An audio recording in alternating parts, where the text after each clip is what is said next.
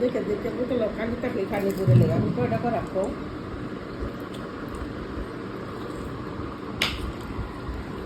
বুয়া ঠিক করো না, না বুয়া ছাড়া চলবে না।